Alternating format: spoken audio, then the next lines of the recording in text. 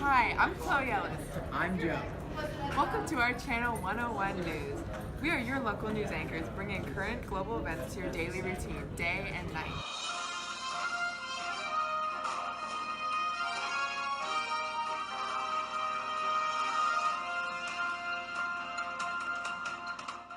Today we report on the drastic impact of globalization on China and all its partners' economy. Okay, after their leader Mao Zedong died in 1976. Okay, their agriculture it wasn't where it needed to be, and the industry it lacked creative energy. This was until Deng Xiaoping stepped up. The communist government at the time agreed to end the system of collective farms and granted farmers long-term leases on public land. Farmers could be far more independent and be able to choose the crops that they want to grow in different quantities. The next major step was to change the industrial world. China began investing in manufacturing and increasing major exports. It encourages entrepreneurs to start their own business to serve in the domestic market. Okay, through Deng's leadership, China's economy was transformed into the successful one that we see today. Although we see China as an economic powerhouse, we cannot forget that the United Nations still sees China as a developing country. China has been placed in a special category called an emerging market. Countries like Brazil, Russia, India, Mexico, Chile, Turkey, Indonesia, and South Africa also fall under this title. This means that these countries are moving towards economic improvement but lack political and economic stability. Okay, as China continued to grow, so did its pool of low-wage workers. Many countries have moved their labor-intensive work to China, and their amazing variety of goods has made them one of the biggest exporters of goods in the world as of 2010. China has always been struggling with low wages, but somehow their poverty has steadily decreased. You could be asking, how? We believe that this is directly linked to economic growth because it results in an increase of jobs, especially by the coastal cities.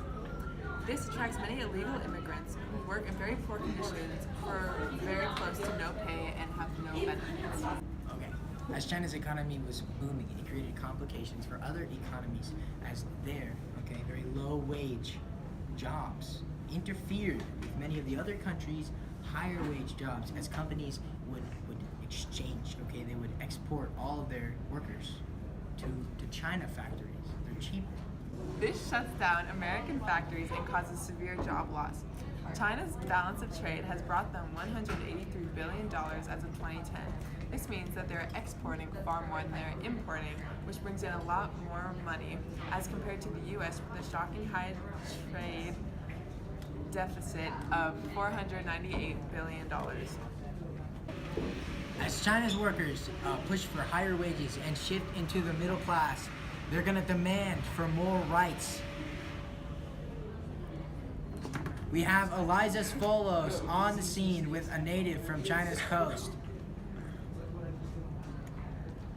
Take it away, Eliza.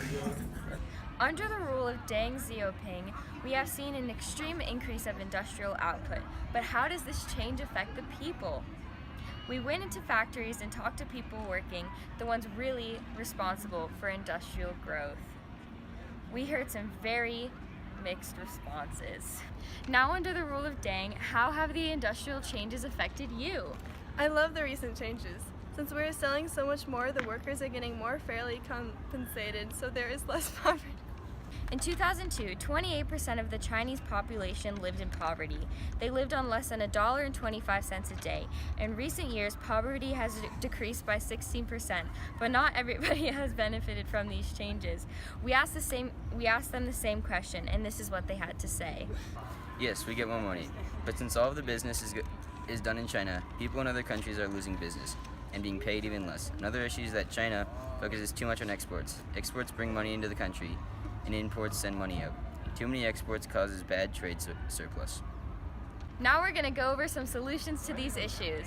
We propose that each company has a limitation on importation on foreign workers and goods.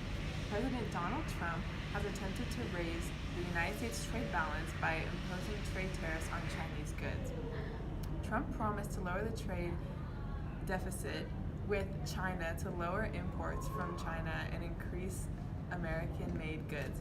On March 1st, 2018, he announced that he would impose a 25% tariff on steel imports and a 10% tariff on aluminum. On July 6, 2018, Trump's tariffs went into effect for $34 billion of Chinese imports.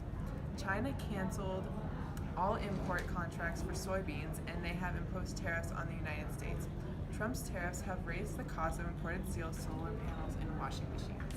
Another solution would be to finally put an end to illegal sweatshops in China and offer the workers better jobs with a better pay.